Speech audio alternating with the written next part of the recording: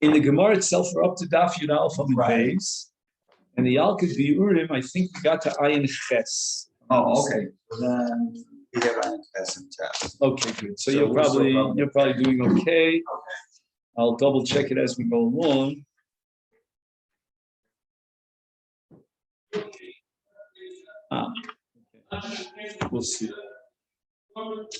So here we are on Daf Yud Aleph Amud Beis,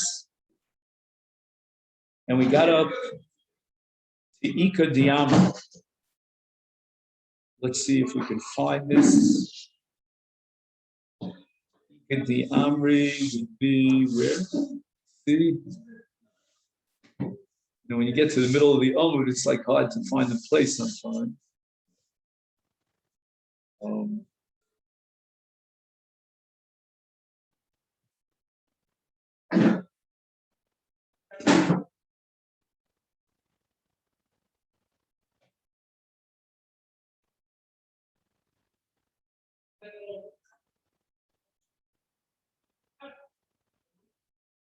I know it's right in front of me. Just give me a second.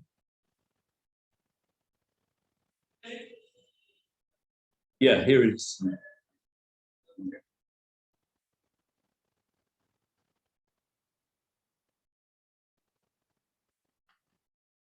So it's literally halfway down the Amud here, Yud Aleph Amud Beis, and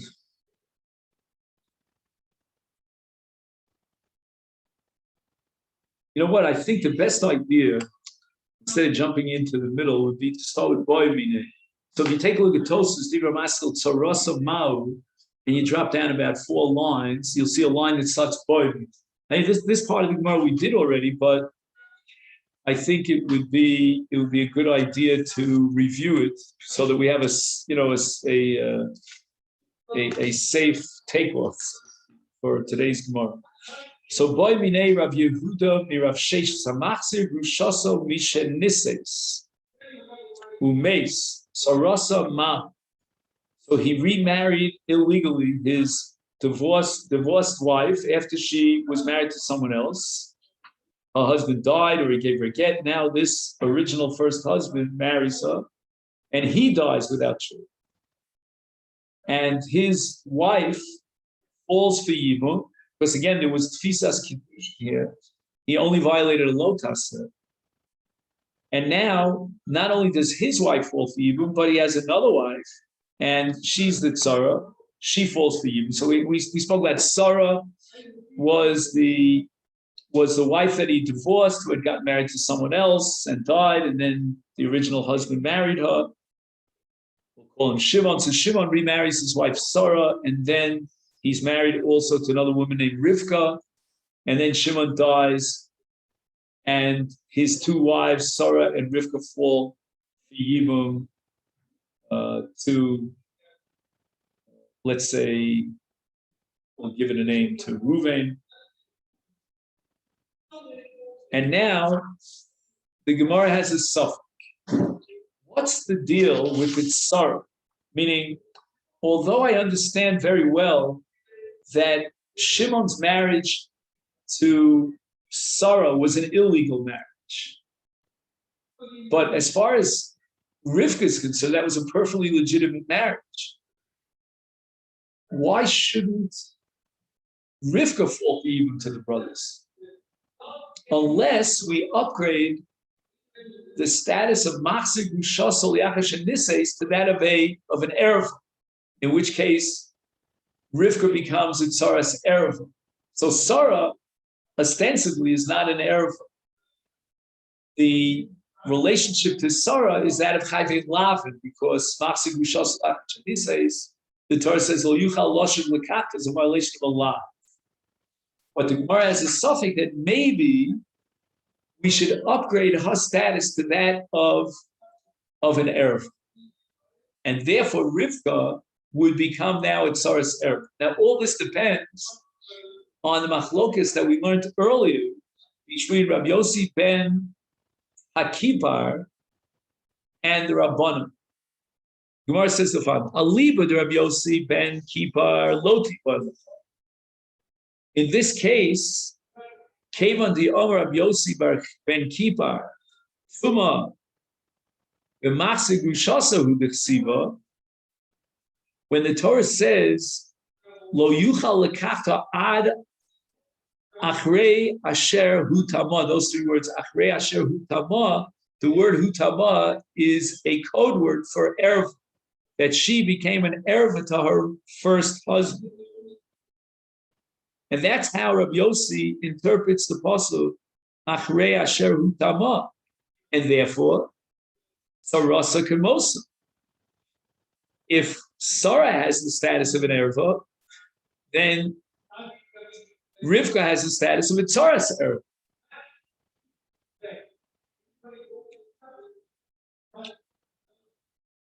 However, the Gemara, if you recall, in it almost like a parenthetical insert, says that you might ask me a kasha from an extra word he.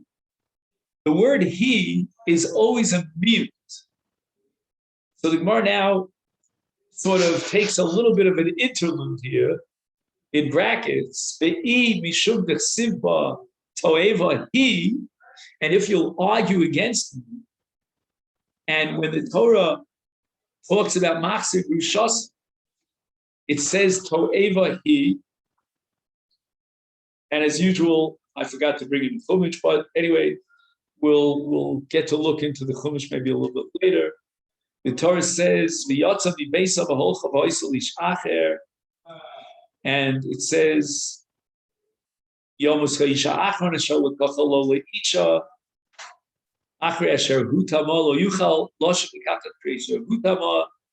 he toeva he. So l'chora, the way to learn that mute of the redundant word he is to exclude the tzara, that she's a toeva, but not the tzara.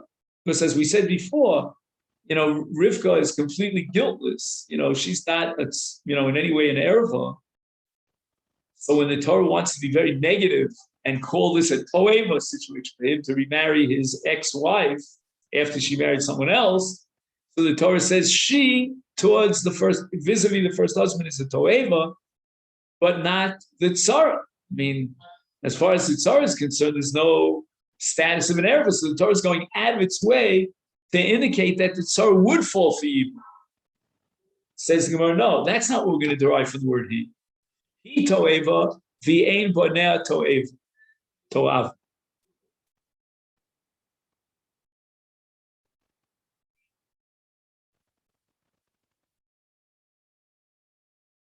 So if you take a look at Rashi, Rashi says, "V'imishum deksiv bei toeva hi demashma miuta hi v'lo tzarasa ikol medrash miuta aboneha the ein bita a menu psula lekahuna."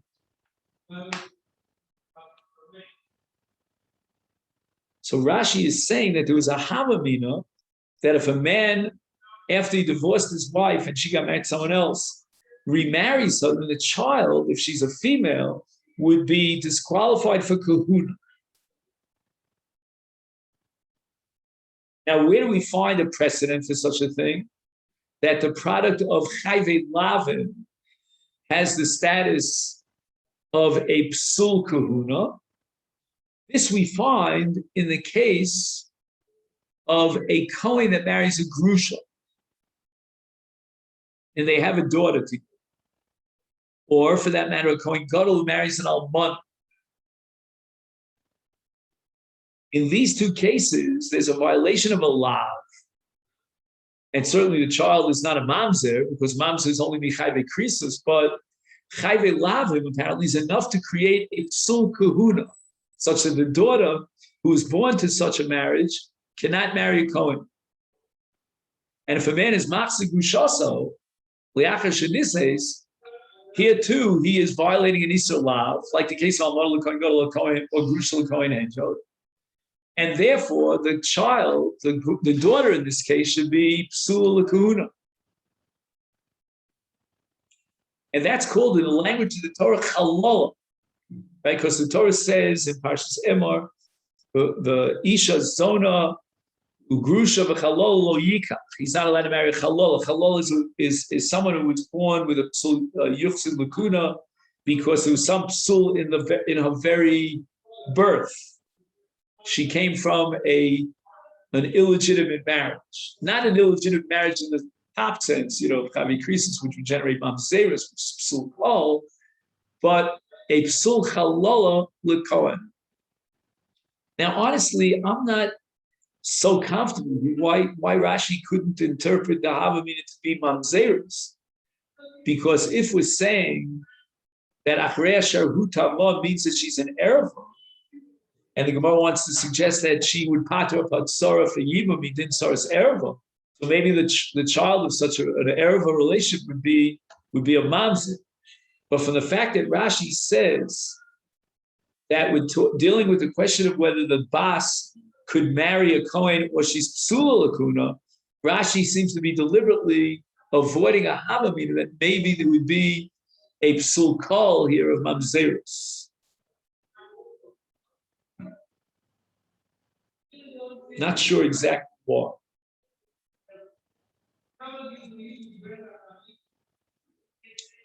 So the Gemara is saying now, he toeva v'ein boneh toevu. So that means that the children of this marriage are not disqualified from kahuna. And I would add the following, and I would like to see if I could find a proof for this, that full kahuna is not a result of a violation of a law per se. In other words, there's no absolute rule that anyone who's born from chayve lavin is possible kahuna. That might have been a hava meaning it, but the maskana is that it's only someone who's born from an Isser kahuna. For example, Almana l'Kohen Gadol, the marriage is a desecration of Kedushas kahuna or Grusha l'Kohen Hedjod. Once again, that's a violation of Kedushas kahuna. That generates chalos. But if there happens to be a violation of a different law that has nothing to do with Kohanim, because any Jew, whether he's a Kohen or a Yisrael, is not allowed to remarry his divorced wife after she married someone else, then that's not going to generate a psul kahuna. But we only know this in the maskana, that the word he, toeva, is coming not to exclude and disqualify the daughter for kahuna, but rather sarasa toeva. That as far as Yibum is concerned, we consider this Tuma, Achrei Asher Hu Tama, to be like an erva, such that now it patters up even the Sarah from Yibum. So that the Gemara argues goes without saying. The Gemara is going to have a different Lishna that backtracks from this. But right now, in Lishna Kama, the Gemara is absolutely certain that according to Rav Yossi,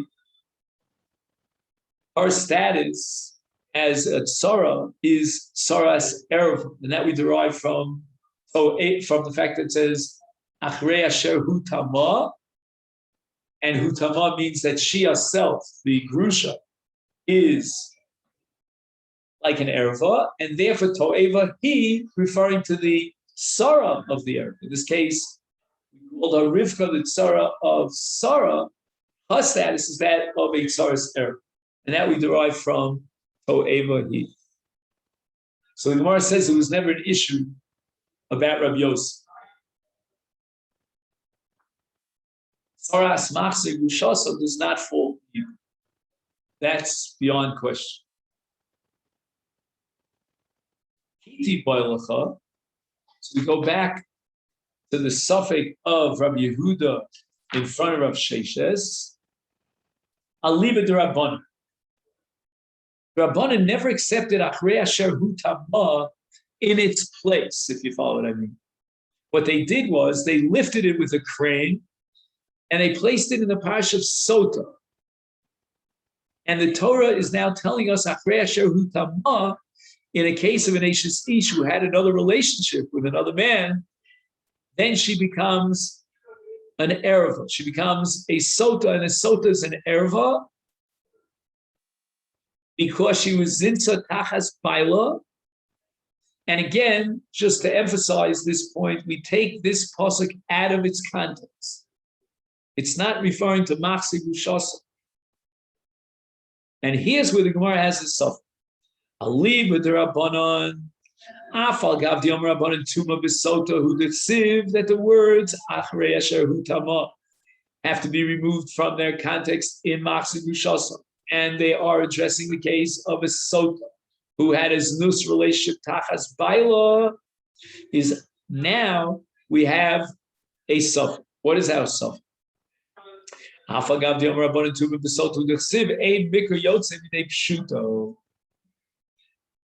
Torah Shebal Peh is adding is another level built on the Torah Shebechsav, meaning the Torah Shebechsav has to be understood kipshuto, and the pasuk of Achrei Asher Hu Tama is written in what parasha? In the parasha Machzik Ruchaso, and we cannot completely null and void the pshuto shel mikra.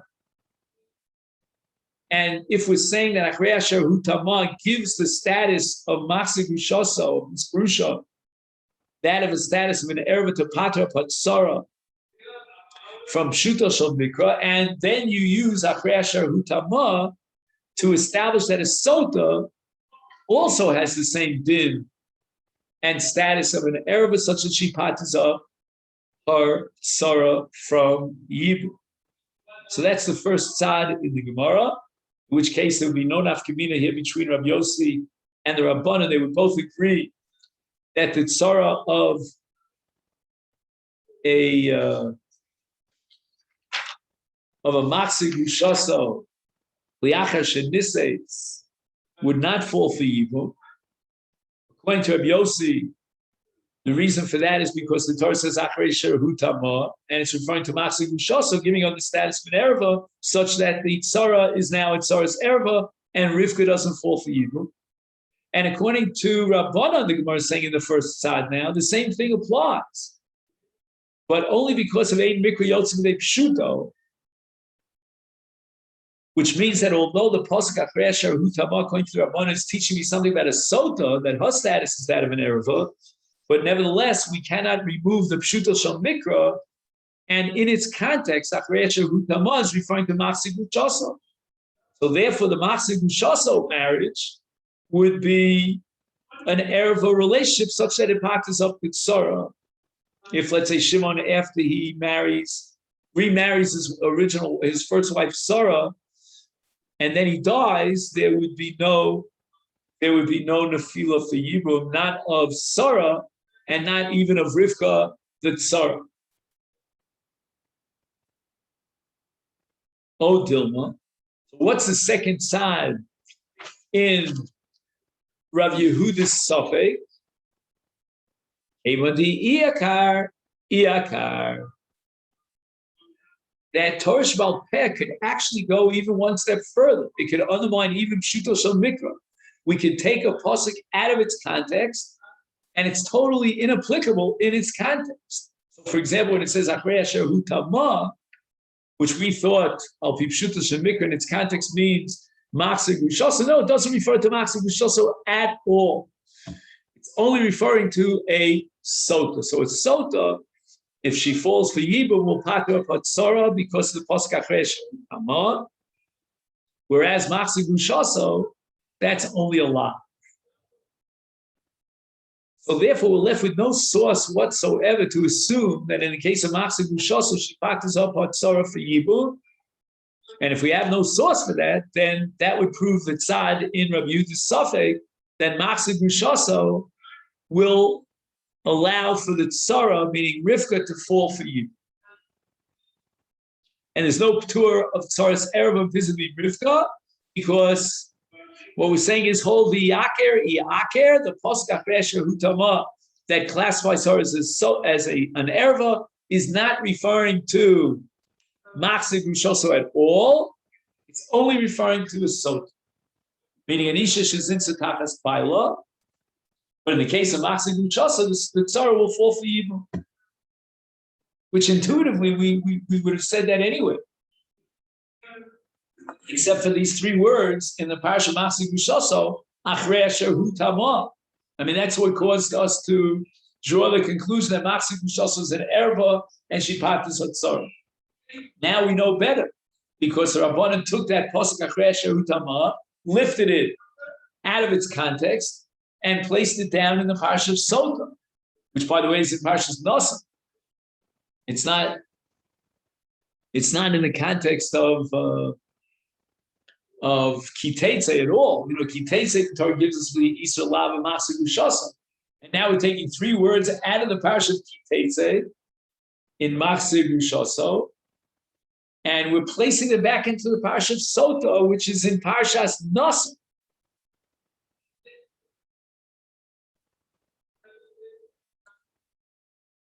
It's really interesting because we like to believe that when we read the Torah, we read it in a certain sequence, and what comes later is what comes later. It's not relevant. I don't have to know now what comes later. But here I'm reading Parshas Naso, and I don't realize that a Sota in Parshas Naso has the status of an erva.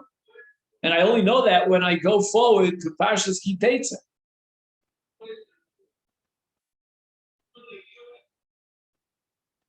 And I don't know, honestly, what we're going to do with this principle called Ein Mikra Yotzim Beit Pshuta. The Gemara is saying, Keva di Yaker Yaker. So when do we apply the principle of Ein Mikra Yotzim Beit Pshuta? Why don't we always say, the Yaker is the Yaker?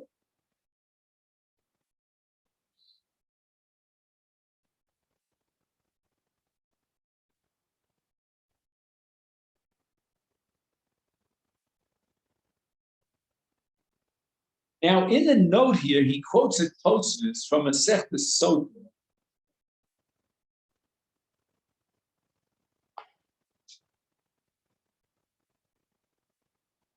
This Tosfos also appear here. That's what I'm trying to figure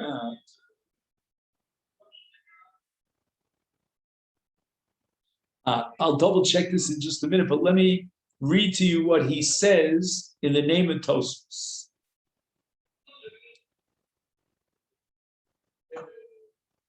He says the following: Ba Atzma, regarding her herself, ain't safek shehi choletzes v'lo misyabemes.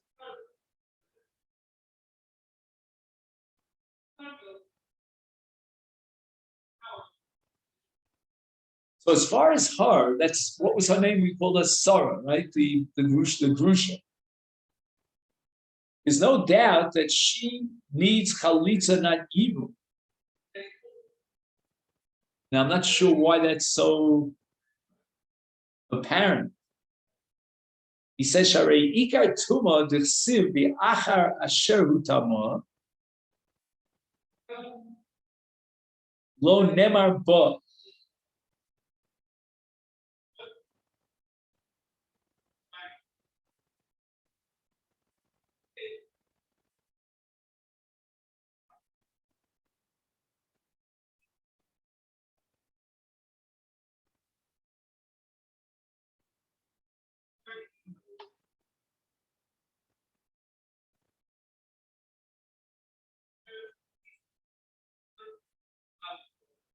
So if I understand correctly, what he's saying here is that the Pasuk Achrei Asher Hutama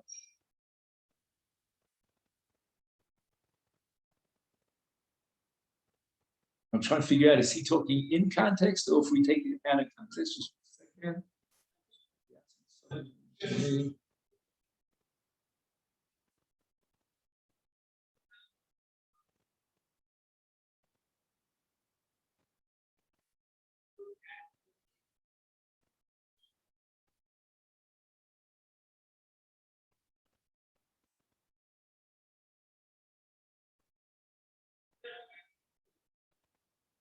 If I read this correctly, let me just throw this out as an idea.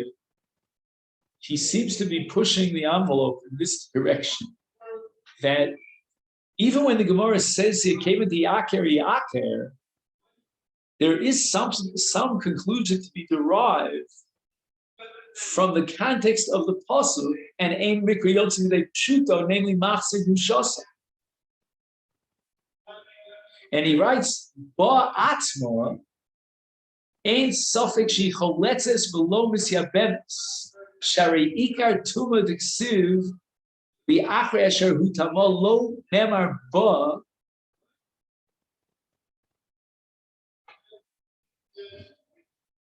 In other words, he's pushing the envelope that Machzir Gushasa requires chalitza, according to the second side in the Gemara. Again, according to Rabbi Yossi ben Kakapar, Ki Kipar, we came to the absolute definite conclusion that there is no chalitza, no yib, because Machzir Gushasa Kipshuto Shel Mikra is considered an erev. She doesn't fall for yibum, and she parts up on tzara. But now we're going according to the Chachamim, and we're declaring a suffix within the framework of the Chachamim. So the first side of the suffix is, well, ein mikriyotze pshuto, and this pasuk calling her an erva is referring to Machzir Gushasa. Now, if I understand correctly, tell me if you think I'm wrong, that should imply that there's no nefilah for yibum. Why? Because the Torah calls it an erva. An erva doesn't fall for yibum, so there's no yibum, and therefore you don't need chalitza. That's in the first side. Now let's fast forward to the second. Oh, Dilma Kavanti Akari Ak. So we don't have the pasuk that calls her an erva, meaning Achrei Asher Hu Tama, in the context of Machzir Gushasa. So does that mean that therefore, according to the second side of the Gemara, the Rabbanan would hold that in the case of Machzir Gushasa, there's a full-fledged yibum and chalitza?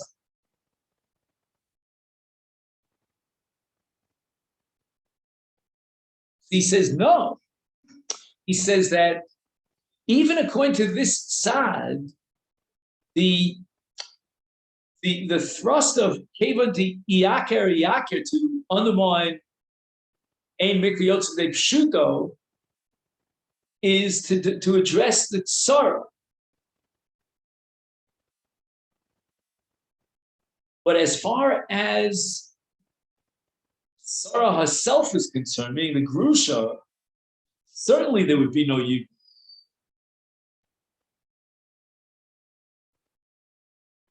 But yet there would be chalitza.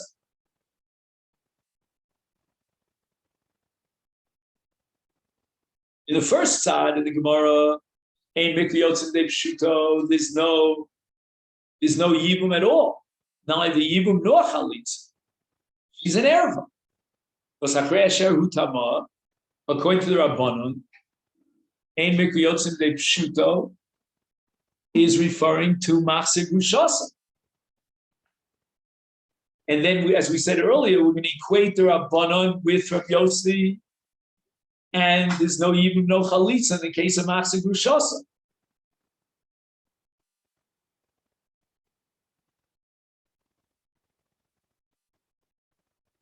And that means that Pshuto Shel Mikra tells me that a Machzir Gushasa has the status of Tuma Ke'arayos, which means that she's P'tura and Hatzara is P'tura. And there's no machlokes, no nafkamina between Rabbi Yossi and the Chacham. That's the first side of the Gemara. Now, in the second side, Hoil, what's it called? Kaman the Ikar Iyaker. Before Tosus, what we're saying is that forget about Ein Mikriyotze Pshuta. And therefore, Machzir Gushasa would require chalitza for sure. No, just what's, yeah, and also, 1 second, and even yibum.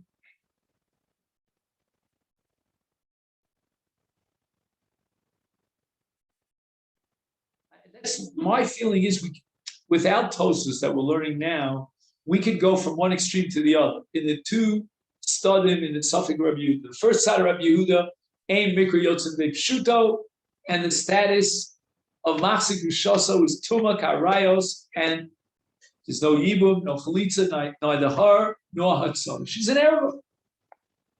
And we flattened any mountains, any differences between Rabbi Yossi and the Rabban. That was the first side of the Gemara.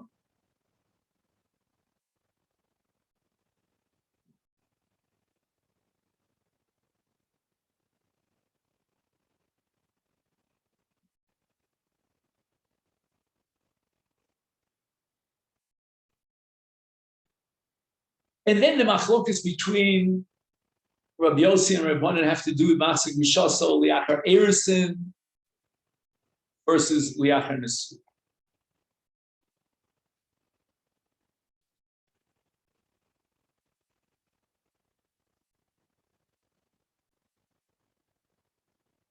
Now comes the Gemara Odilma. Now let's try to analyze Odilma before Tosfos, because I think the Odilma would take us from one extreme to the other. In the previous Lishna, when we said Ein Mikriyot Pshuto, then she's an error for the Masechet Yevamot is an error. There's no Yibum, there's no Chalitza. Maybe if we throw Ein Mikriyot Pshuto overboard, what we're left with is that Masechet Yevamot is an Isur La, and she has no impact on the Tzara because she's not an error. Because Achrei Asher Hu Tama was taken completely, lifted by crane and placed elsewhere in the Parashat Sotah. So we don't have Masechet Yevamot as an error. Treat her like any Chayvei Lav, which would mean Choletzes V'Eina Misyabemes. And as far as the Tzara is concerned, we would say that the Tzara falls for you. That's the way I think we would have learned this Gemara without Tosfos. Now I'm trying to figure out how Tosfos learns this Gemara.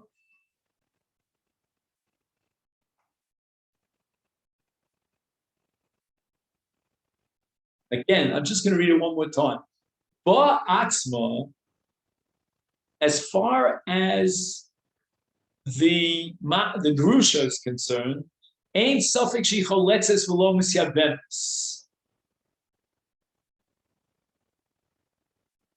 So far, so good. I mean, that's what we said intuitively, because we're back to Chayvei Lav. If we don't have Tuma Ksiv Bekarayas, we're back to Chayvei Lav.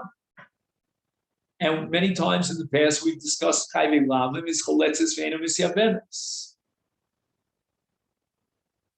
But then he writes, Sharei Ikar Tuma V'Ksiv Bi'achar Asher Hu Tama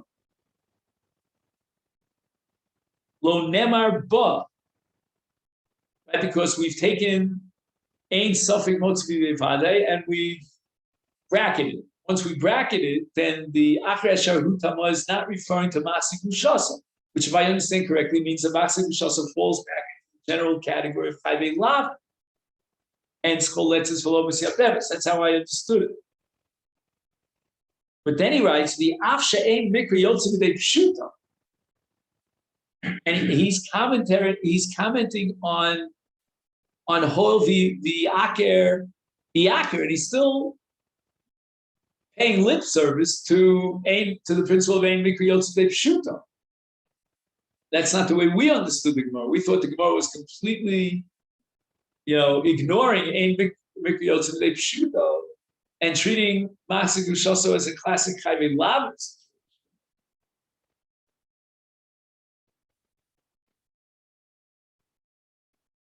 He writes, the Af She'ein Mikriyot Pshuto,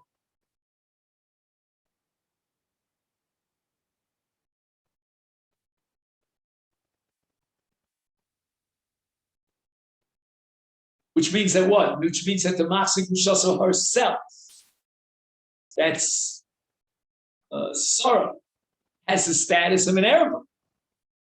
And now he's in the second side of Hol Yaker. But nevertheless, Ein Mikriyot Pshuto. Did you follow what's going on over here? Tosfos is insisting on Ein Mikriyot Pshuto, even according to the second side in Rabbi Yehuda's Safek of Hol Yaker. So Ein Mikriyot Pshuto, and therefore, as far as Sarah is concerned, for sure, her status would be what? So I'm trying to figure out. I think he means Choletzes V'Lo Misyabemes.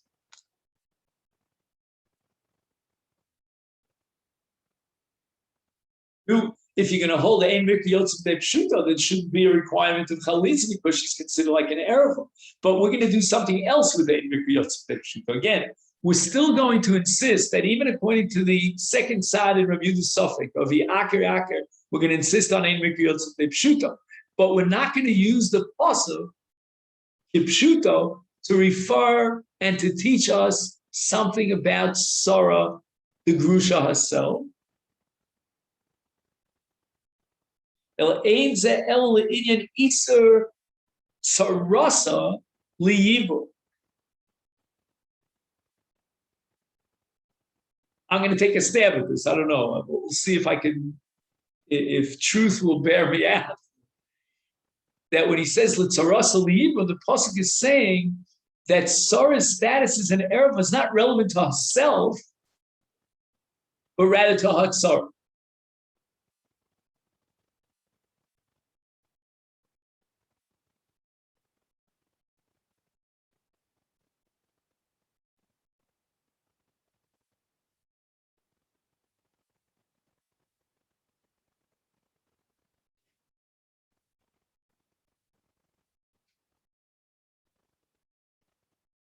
Now, if Ein Mikri Yotzev De Pshuto is relevant to the Tzara,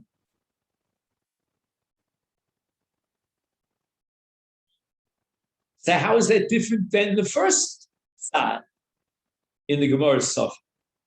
Yeah, but in the first side of the Gemara Suffolk, we said that Rivka, the Tzara, doesn't fall for Yibum at all. Now we're saying, Ein Mikri Yotzev De Pshuto Le'inyan Isa Tzarasa Liyivu. We're only excluding her for Yibum.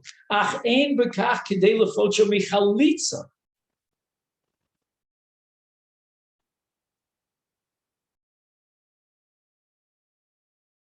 So what we're saying is that if Sarah, who's the source of our problem, right? That's the red thumb here that's bothering us. She's the Grusha. She does not fall for Yibum, but yet she needs chalitza. How much more so does her tzara require? So if I understand correctly, again, Beiravon Mugval, there's a double machlokas here between the first side of the Gemara and the second side. One is an afkamina l'gabe yibum, and another is an afkamina l'gabe chalitza. That the first side of the Gemara, that means that Masechet Yevamot is an erva, no yibum, no chalitza, and the same thing is going to apply to Rivka the Tzara. In the second side of the Gemara, Ein Mikri Yotzev Pshuto is simply going to tell me that Tuma Ksiv Beikarais applies to the Tzara, but only to pater up from yibum. As far as chalitza is concerned, we're going to derive a kal v'chomer. I mean, the source of the problem is Sarah, the Grusha, and she nevertheless requires chalitza. How much more so does the Tzara require chalitza? So the nafkamina is going to be twofold. That in both cases of Sarah and Rivka, meaning the Grusha and her Tzara, we're going to have a machlok between the two tzadim, as far as Yibum is concerned. But as far as chalitza is concerned, no, I'm sorry. Scratch that. What I meant to say is a double machlok as far as chalitza, as far as Yibum is concerned, is Ein Mikri Yotzev De Pshuto, even according to the second side of the Gemara. Hence, what's her name? Leah. No, I'm sorry. Just 1 second. What did I just say? According to both studies, even according to the second side, Ein Mikri Yotzev De Pshuto. But the machlokus is the following: the Ein Mikri Yotzev De Pshuto of the first side refers to Sarah, to the Grusha. And that's going to mean that she's an erva, and there's no yibum, no chalitza, and how much more so with regard to the tzara, because a tzara's erva is always excluded from yibum and chalitza. The second side of the Gemara is going to take Ein Mikri Yotzev De Pshuto and apply it to the tzara to teach me that the tzara will not fall for yibum. But logically, I'm going to derive the conclusion that she requires chalitza because she can't be any better off than Sarah the Grusha herself, who's the source of that problem. But whole v'yakir means that the classification of this woman as an erva is not referring to this woman, meaning to the Grusha herself. She requires chalitza.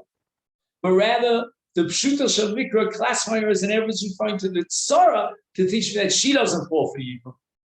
But again, I have to be very careful. She doesn't lend herself to Yibum, but she requires Chalitza. And that requirement of Chalitza is derived in effect from a Kal V'chomer from the Grusha herself. If the Grusha requires Chalitza, then how much more so does the Tzara require? But it seems that even according to Tosas, Ein Mikra Yotzei Pshuta will teach me that there's no Yibum. And in that sense, the second side concedes that position to the first side, that there won't be any Yibum. Okay. Now, let me just very quickly see if I can prove this in the language. So, Rasamau he gufa lomi boile. Rabbi Yossi ben Givravadi P'tur min ha'chalisa min ha'yibum the two mixed bekarais. Ulurabbanan nami. Oh, let's see. Ulurabbanan nami. He gufa pshita the choletzes v'lo misyabem. Do you see the word pshita? I think pshita means, according to both studim in the Gemara, of ein mikra on the one hand or hold the akir on the other hand. Everybody agrees that there's no yibum, but there's a requirement of chalitza. Yafilu imtim tzalomar kaven this aker, and we're completely ignoring ein mikra yotzei pshuto. So therefore, she has no status as an erev at all. This machzir gushaso. And therefore, l'chora, you're going to argue that she can fall for Yibum as well. Eino misyabemes.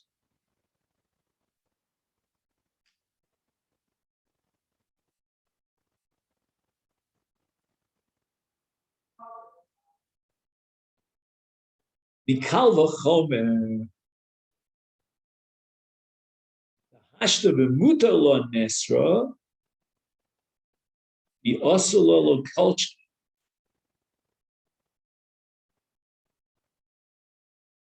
One second. Now I think he's saying something different. Different Kal V'chomer than the one I presented to you. I thought the Kal V'chomer was coming for the Tzara. Just I have here something in the back called Bi'urei Atos.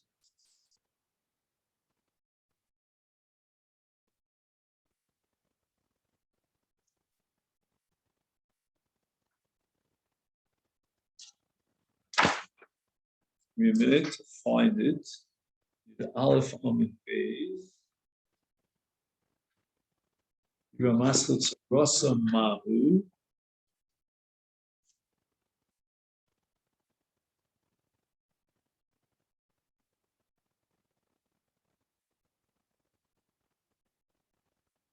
Ashta b'mutala. Tahainu baila. Shahoisa muteres lo. Kodem shegirsha. B'nises li acher. Nesra b'isur lo. Nesra. B'osala tahainu yavam. Shahoisa asura lo. B'isur eshes ach. Oh my God, this is totally different than what I thought. In the Asura law. Elacholetzes, the Eina Misyabemes. Let's read it again. L'Rabbanan, Nami, he gufa pshita the choletz lo Misyabemes. And I believe that he gufa, if I'm not mistaken, tell me if you think I'm wrong, refers to the Grusha.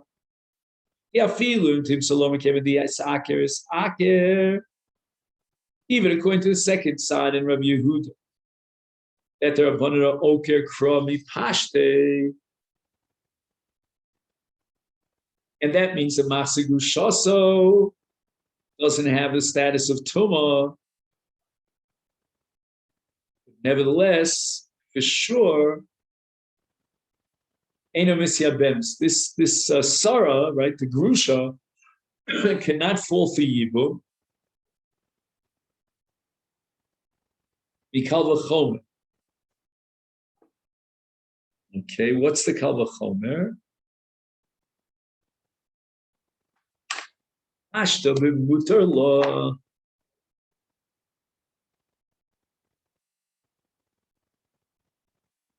I see what it means. Right, there's Shimon and what do we call his brother? We call him Ruvain. All right, we'll call him Ruvain. Maybe we'll change that, but let's call him Ruvain for the time being. So as far as Shimon is concerned, Nesra.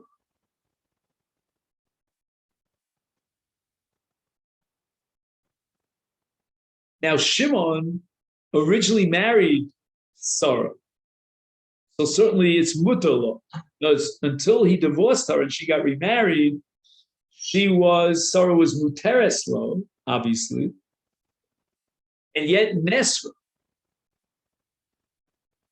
Now she became asura lo. Is be asura lo. Now let's talk about Ruvain the Yavam. And the status of Sarah vis-a-vis Ruvain was that of Eshes Ach, because she was married to his brother Shimon. Is lo kolshkein, how much more so is she asura.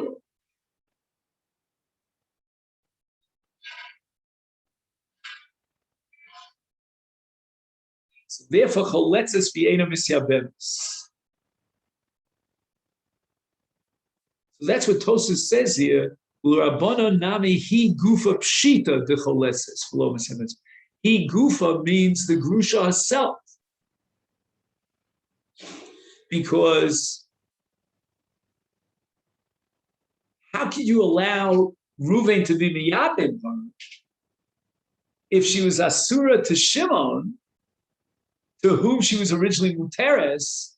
How much more so she should be asura to Ruvain, to whom she was an Eshesah? So that's not an issue. Tosa says it's upgeret, there's no issue. Certainly, she, meaning the Grusha, will call her Sarah, was certainly Eina Misyabemis. Choletzes mi Eina Misyabemis. You're right. Just the Rabbanan? What, that she needs Chalitza Midrabanan? Is that what you're asking? No, I mean, what? Her exclusion from Yibu? Yeah. I think it's Dorais, because he's learning a Kal V'chomer here. He's saying that in a woman who was muteres to the late brother, became asura to him, how much more so to the surviving brother who was an Ashes Ach relation, how much more so she's asura. So Yibum is not an option. So the Chalitza. I don't think so, because I think we said in Chayvei Lavin, Chalitza is Doraisa because there is a Zikas Yibum. She falls for Yibum because it's not an Erev relationship and she needs Chalitza to break up that Zika. I believe that could be Dorais. I'm not sure. I mean, those are things that we have constantly referred to, but never got up. We didn't get up to it but in the Masechet.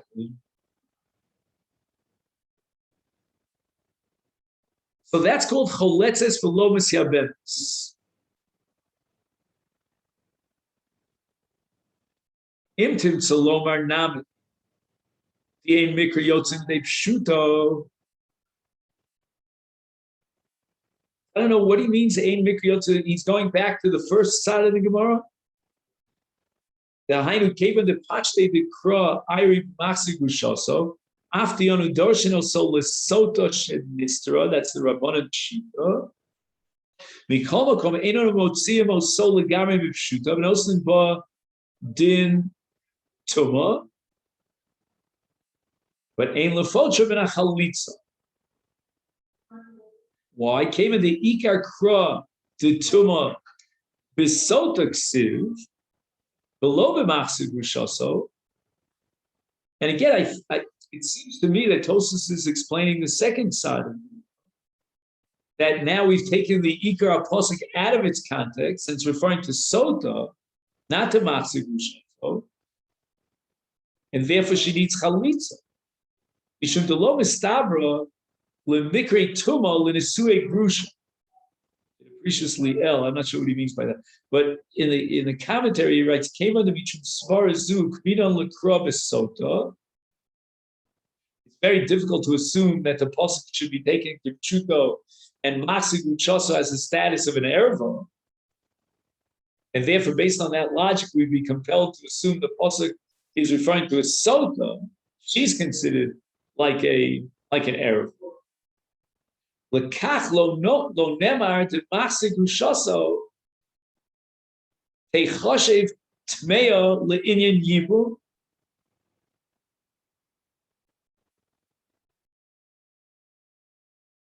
So once we've taken the pasuk out of its simple context, called the Akir, based on the logic that Masik Shos should not be considered Tumah,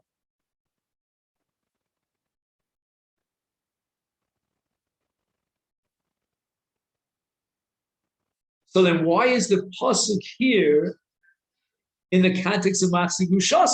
Now, even if you hold that logically Tuma and Arayis could not apply to Masik Shos, so we have to take it out of context and put it in Sota. But why did the Torah put it here?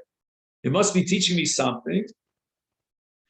And he says, Ella hu le'inyan de choletzes, to tell us that she requires chalitza.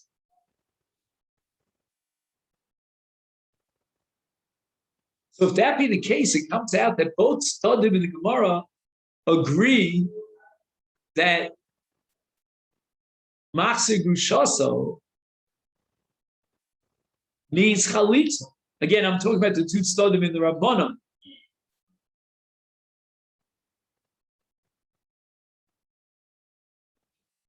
No, just 1 second. That can't be true what I just said.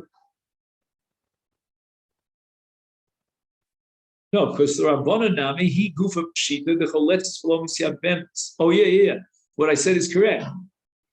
The language of Tosas bears me out. Yeah, but it's funny because Tosas says, Afilu im tim salomar keva the yakir.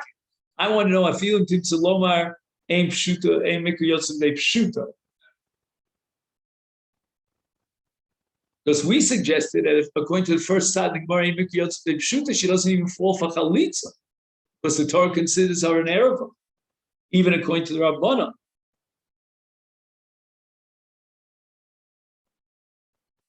But I think Tosas is saying not like that. Tosas is saying pshita, the choletzes v'lo misyabemes, she requires chalitza. Afilu im tim tzalomar keva the akir. So he's going to the Rabbanon. He's got the second side in the. The afilu? It's very confusing. When he says afilu im tim tzalomar keva the akir, he's referring to Yibum.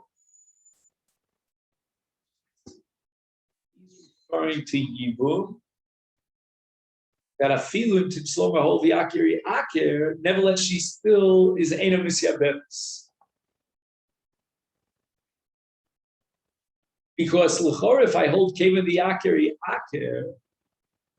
no.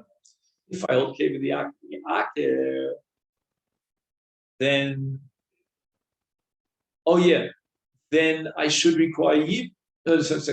Yeah, I should require Yibum, right? Hold the akir means we should require Yibum. And he's saying no. L'Rabbanan nami he gufa pshita the choletzes v'lo misyabemes. No Yibum, even though hold the akir. Why is there no Yibum? Feeling to Saloma came in the akir eina misyabemes. The kal v'chomer. So that's where the kal v'chomer comes in. That she's definitely asura to the Yomam. It can't be evil. Because if she was asura to Baila, the original husband who had a heter, and now he dies, then how much more so is she asura on the Yomam? So Tosas is rejecting what we said. We suggested in the Gemara that according to the first side, there'd be no Yibum and no Chalitza. And according to the second side,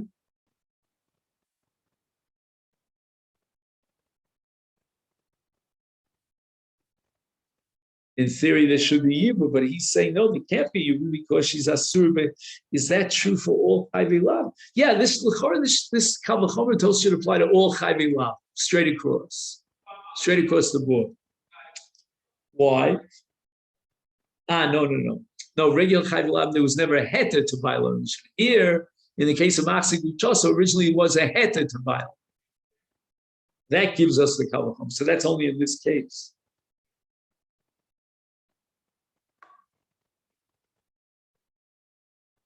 I'm not sure why Tos has to work overtime to prove that there's no Yibum.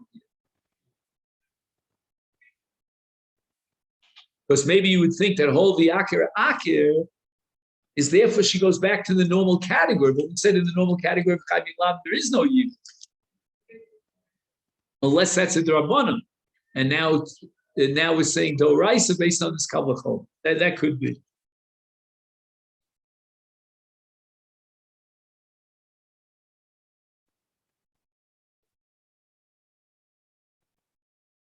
He says,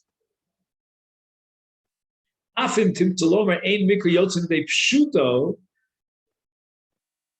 Ein Lefotra Min HaChalitza.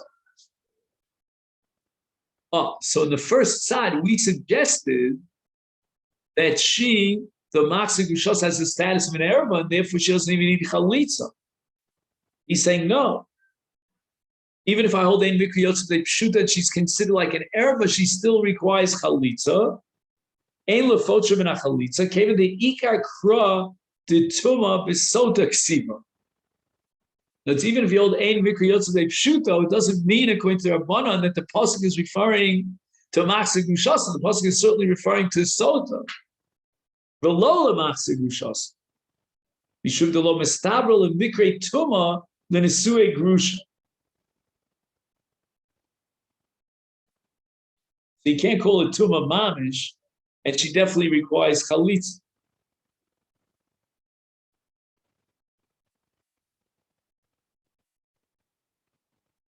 And she won't fall for Yibum because of the Kal V'chomer. V'chein mashma lekamon, the boy Gemara lebifshat es hasafek. Okay, so this Gemara we didn't get to yet.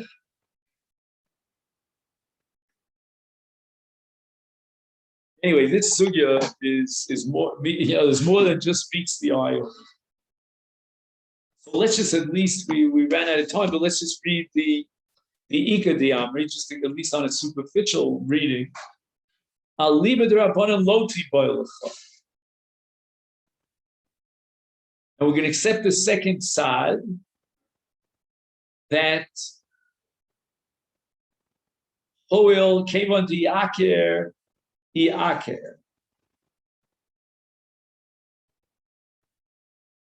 So there's no Tuma in the case of Machzik Rushaso. And therefore we're saying, let's be Eino Misyabemis, correct? And let's go over this one more time. They can't be Yibum because of the Kal V'chomer.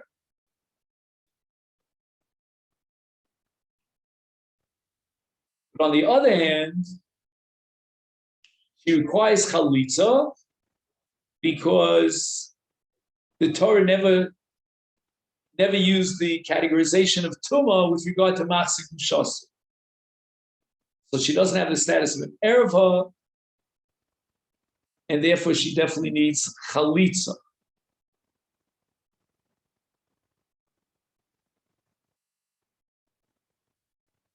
Whereas I think, if I'm not mistaken, that according to the first side of the Gemara, Ein Mikra Yotzim De Pshuto, she would not even require Chalitza.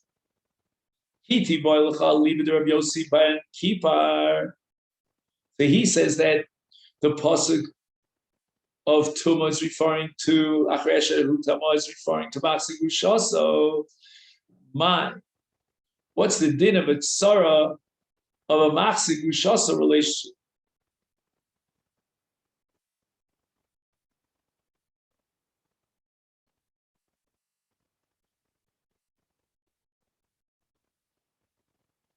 Afal gav the Omer Rabbi Yossi ben Kipar Tuma b'Machzik Ushasa b'Ksiva, and therefore the tzara should be ptura midin tzaras erva. V'ein rachmana hi to'eva, v'ein tzarasa to'eva. So we're not going to use the extra pasuk he to teach me the hechsher of the vlad of the if there's a bas that she can marry a Kohen, but rather the word he is teaching us that the tzara does fall for Yibum. Correct?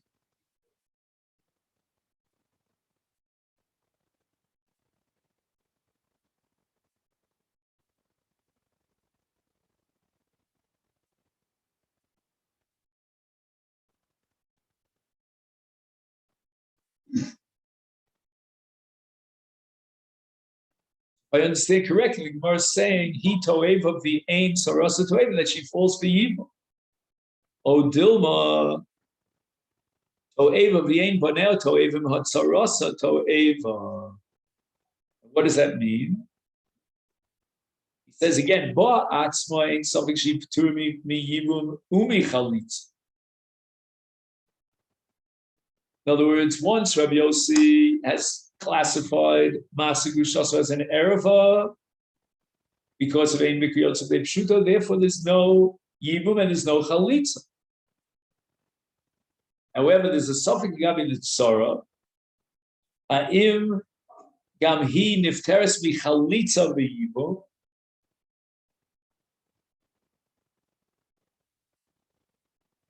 O shehi af misyabenes.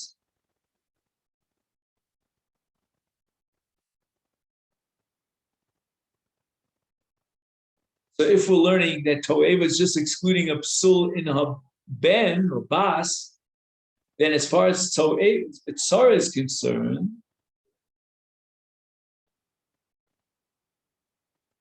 then we go back to our original premise of Rabbi Yossi that Tuma Ksiv Bakarayos. And therefore, the Tzara is a Tzara's error.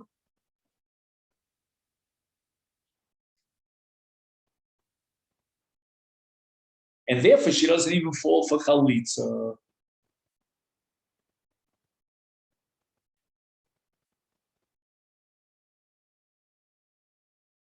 Okay, then, so this is where we'll stop. So we now have a suffix, whether the suffix itself is in the Rabbanan or Rabbi Yossi.